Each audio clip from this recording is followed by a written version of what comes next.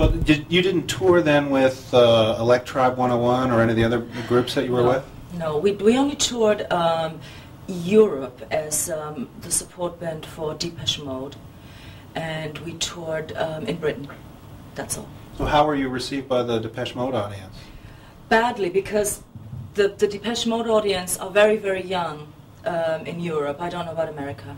I guess in America they're a little more crossover. A little more crossover, but it's still very young. Age-wise, yeah. And they didn't even know who we were, or what we were doing there, but they did not want any other band on there other than Depeche Mode. So we had a really hard time. And I just, I just didn't need the whole experience. Well, the sound that the Electribe 101 group put together was really fantastic. Thank you. I mean, really complex sound. I understand that you were the impetus for that team of people as well. To initiate, and I initiated the group. But I mean, we definitely, the guys in the group definitely shared my vision, which is why I think we produced in this album in a relatively short space of time, because we were all pulling the same string, and we all had this vision. We were basically influenced by Fingers Inc., Larry Heard from Chicago, and later, Marshall Jefferson and all these great people, Tell me about the name. What does that name mean, Electribe 101? The name, I was looking for a name to reflect the kind of music I was into at the moment. It was Chicago house and techno, and Detroit techno started and all that. And, I wanted something with techno in it, or, a name that, at the time wouldn't have been a cliche. Today, if you call yourself techno something or electro something, right. It's like, you don't want to do that. But at the time, there weren't many bands like us. And I was working in a science fiction bookstore, packing books on shelves. And I came across a comic called Techno Tribe. And I thought, okay, great, well, that's a bit too obvious, but I'll make it Electribe, and then the 101 is the drum machine, the famous 101 drum machine, which made the acid sound.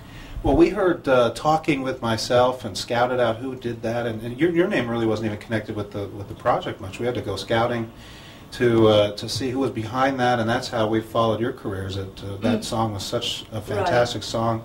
And we followed it. Tell me about the song. What is the song about, Talking with Myself? It's just a lot of... talking with yourself? Isn't it? No, it was just, I mean, these days, I don't know, people say it's a classic, an all-time classic, But I agree, I really do. But, I'm sorry, my lyrics are more ambitious these days. See, that album, to me, I was going through this I was so excited about Chicago House, and I was, excited by Fingers Inc., which had Robert Owens improvising very, very simple lyrics. And just saying, I woke up this morning and I was in a lot of pain. And it was just lyrics that you hadn't heard from black people before. Because we'd come out of the disco, the 70s disco, which to me is pretty meaningless, right? And so here was Robert Owens, saying a lot of meaningful things. And so, but they were also very, very simple, and they worked on an emotional level. So I kind of dumped all my sort of intellectual pursuits that I had been following with, in Berlin. I was sort of making music along the lines of Cabaret Voltaire and all these kind of experimental groups. And then I kind of said, no, I want to leave that behind, because this music touches me on an emotional level. So my lyrics turned out simpler. And so the lyrics at the time were just moments of emotion, almost sort of impressionism, where talking with myself, God knows what it's about. Well, the song comes across that way. It's very sort of deep and mysterious. There's a mix. There's a Mission Impossible mix. Did anyone at Paramount ever approach you to include that on the Mission Impossible soundtrack? Which is no, it's weird. I think we're the band that time forgot. The fans haven't forgotten us, but the media never sort of follow us up anymore. It's kind of weird. I've been wondering, because we had a lot of exposure at the time, and when you see ambient compilations out now, we're usually not included on those, which is kind of strange, because all the other bands that copied us, they're always included on these compilations. Well, we're going to do I want to touch on something you said.